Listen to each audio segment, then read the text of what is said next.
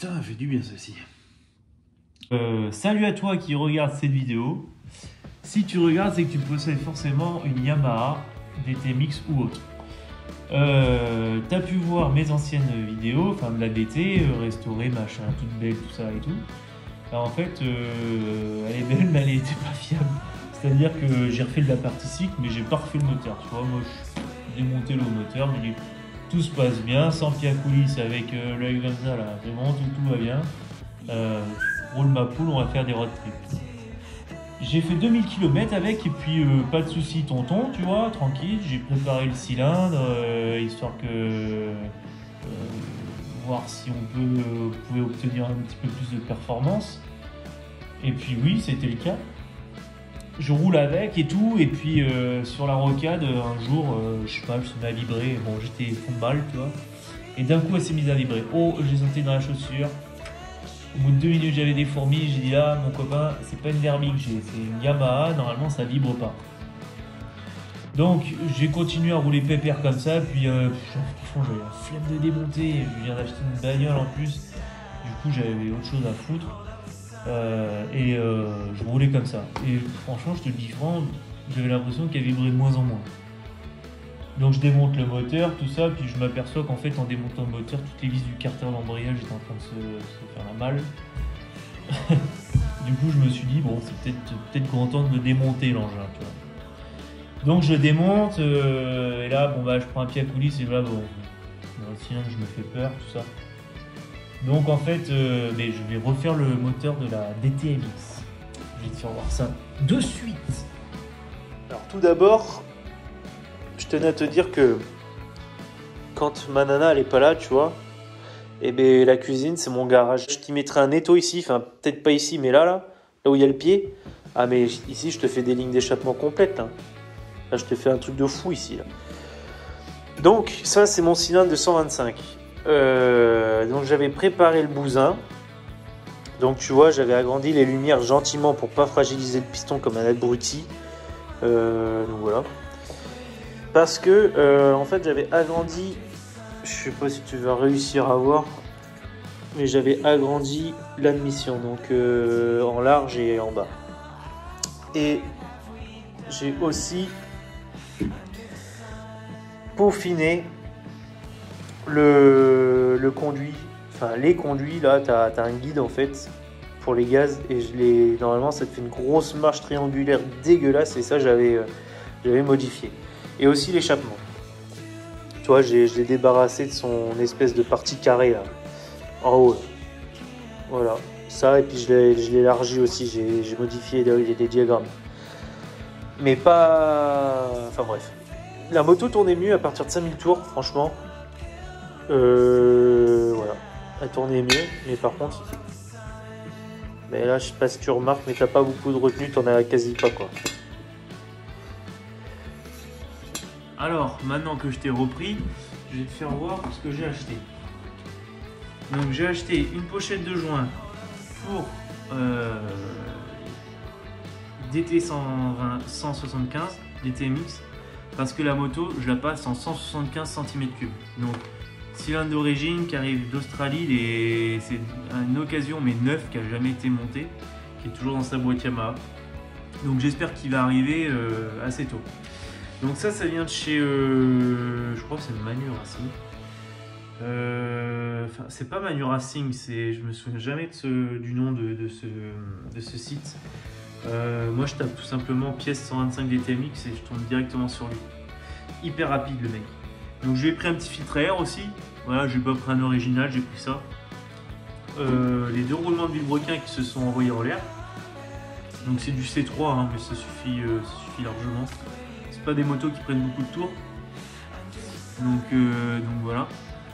J'ai pris le petit joint torique qui va au vilebrequin côté embrayage, parce que ça c'est important de le changer quand même une fois de temps en temps. La pochette de joint Athena, toujours hein, c'est sur le même site ça. Donc là il y a le complet pour faire tout le carter sauf la pompe à huile, je crois, de mémoire. Ça je m'en prends, je voulais juste du broquin et puis sélecteur de vitesse, etc. T'as compris. Donc t'as un site Ah, je crois que ça est coupé. T'as un site internet qui s'appelle 1, 2, 3 roulements et tu peux commander tous tes joints aspi dessus, tu les mesures avec un pied à coulisse, tout ça, ou tu prends directement les codes qu'il y a indiqués dessus et c'est beaucoup moins cher. Moi, je te le dis franc, j'avais pas envie de me faire chier, mais d'habitude je commande chez eux. Donc j'ai pris un centreur, donc tu vois, hein, ils vendent de la pièce Yamaha, hein, c'est pareil, ça vient du même site, un centreur cylindre. Parce que le mien était usé, il avait rouillé, puis je l'ai enlevé à la pince, du coup je l'ai écrasé, tout ça, enfin un truc pas cool quoi.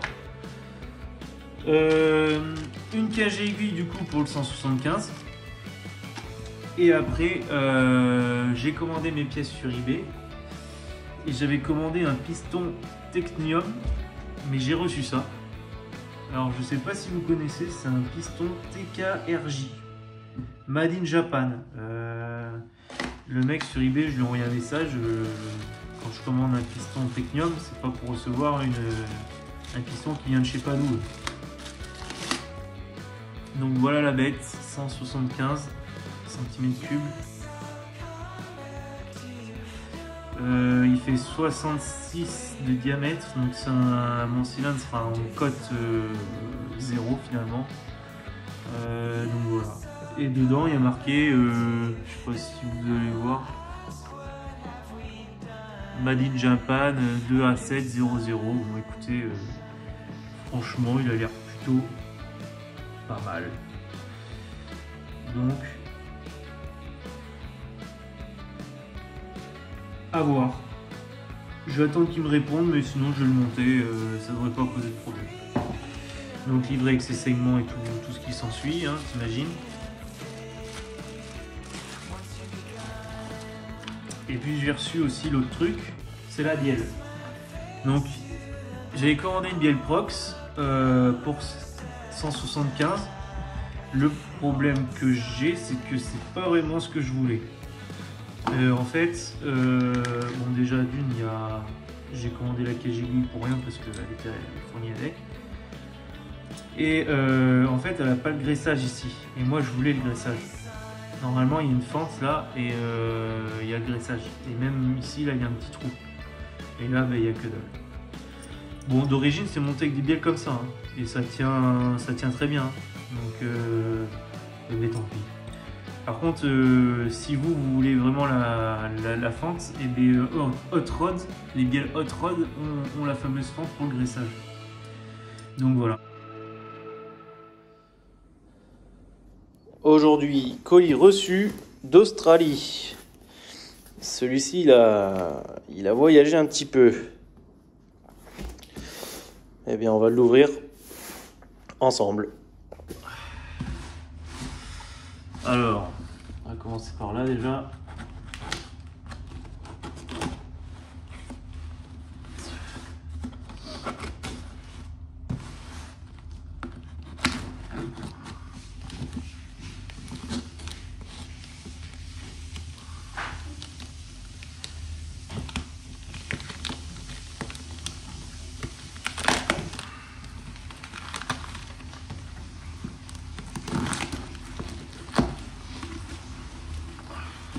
Ah oui. En fait, c'est le journal que tu payes, quoi. Donc c'est un cylindre neuf. Normalement. Bon, déjà, il a été bien protégé. Tout autour et tout. Donc dans sa boîte d'origine Yamaha, quand même. Donc le cylindre, il a, je dirais, plus de 40 ans. Et il n'a jamais été... il n'a jamais servi en fait. Cylindre 175 et vous allez vite comprendre ce que c'est.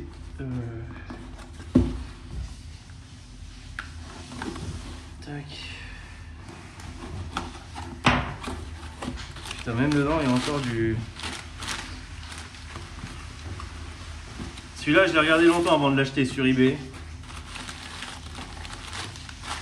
Je l'ai regardé vraiment longtemps.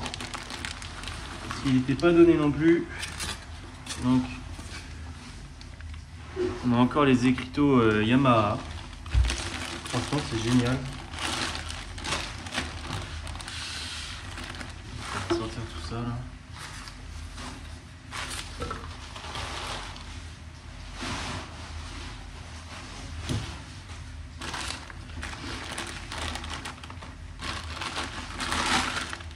Et voilà la bête. 175. Alors ce n'est pas un 175 2A7, mais un 175 de AG. Alors c'était des motos qui avaient beaucoup en Australie. Donc en fait il se présente comme un 175 classique, un 2A7. Sauf que en fait au niveau de l'échappement là, c'est tout petit, il faut agrandir la Dremel. Et après les diagrammes, etc. Eh bien, ça semble pareil quoi. De toute façon il faudra que je prenne même l'échappement. Je pensais que sur la photo il paraissait beaucoup plus petit. Mais en fait pas du tout. Pas du tout. Donc voilà, l'admission pareil. Culasse, 6 trous, hein. Tout ça. Je leur avais demandé bien les cotes, etc. Avant de l'acheter, pour m'assurer que ce cylindre se monte bien. Donc c'est un 4M300, c'est introuvable. Voilà. Moi je l'ai trouvé sur eBay en tapant Yamaha 175 cylinder. Sinon je l'aurais jamais trouvé. Je l'ai quand même payé 350 €. Donc nu, sans piston, sans rien. Plus je me suis tapé 81 € de frais de douane quand même, hein. Donc voilà. Mais je suis content parce que c'est un cylindre en code 0. Et du coup 66, nickel. Donc voilà, parfait. À l'heure où je te parle, le cylindre n'a plus du tout la même gueule. J'ai passé un peu plus de 2 jours à usiner le cylindre. Vraiment beaucoup de boulot, beaucoup de réflexion, etc. Donc tu vas voir en fait la gueule du cylindre maintenant. Et pour ce qui est de la bielle, tout est remonté. Je t'ai passé cette étape parce que c'est beaucoup de boulot et la vidéo allait être trop longue. Du coup, réalignement des masses, tout ça, remontage dans les carters, etc. Donc je te fais voir le cylindre de suite, tu vas voir, il y a du gros changement. Bon, voilà le cylindre fini. Donc transfert et bavuré est légèrement agrandi parce qu'il y a tellement de bavures que j'ai été obligé. L'échappement ouvert, hein, parce qu'avant c'était un tout petit rond. Poli pour pas que la calamine accroche, mais voilà, il reste des imperfections, mais ça va pas empêcher la performance. Et après, reprise de l'admission plus agrandissement.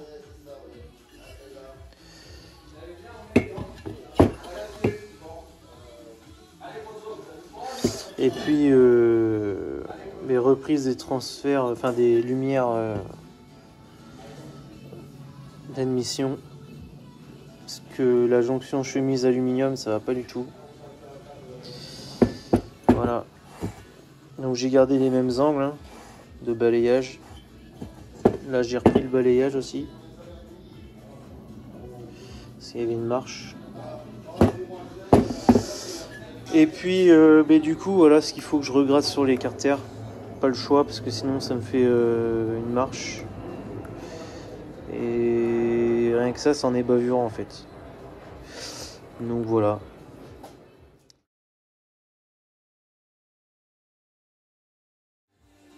Alors, du nouveau, je me suis trouvé une petite V-Force 3 de 80YZ. Donc une véritable, hein, pas une chinoiserie qu'on trouve sur AliExpress et tout à 20 balles. Ça coûte 200 €. Donc j'ai dû modifier un petit peu le Venturi par rapport à la pipe de DT Mix. Parce que je voulais conserver la pipe de DT. Sauf que ça j'étais au courant, mais ça rentre pas en fait. Il faut agrandir légèrement, voilà, ça passe pas. Par contre, pour ce qui est des goujons, ça passe en fait. Donc moi j'ai eu l'info via une vidéo YouTube d'un mec qui l'a fait, et du coup c'est pour ça que je me suis dirigé vers une boîte à clapper de 80YZ. Voilà. Bon, je vais gratter un petit peu, peut-être repasser un coup de sablage, pas forcément parce que c'est un peu inutile, hein, c'est juste pour que ça fasse propre. Et puis on voit ça après. Toc, c'est bon, ça rentre.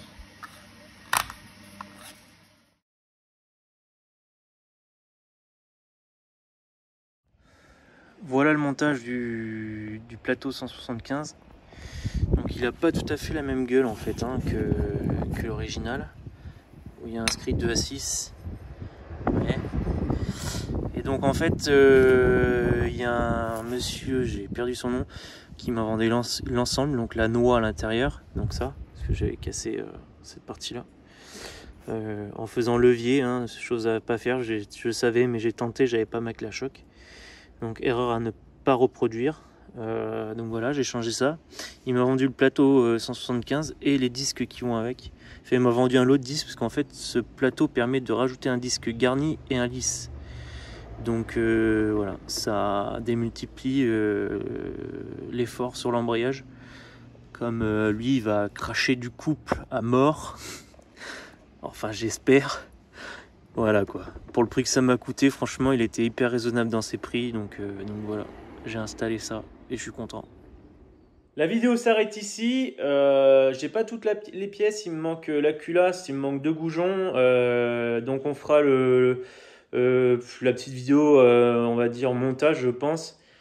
Et puis voilà, faut que je fasse la vidange, remettre de l'huile de boîte, tout ça, enfin vraiment faire un truc propre.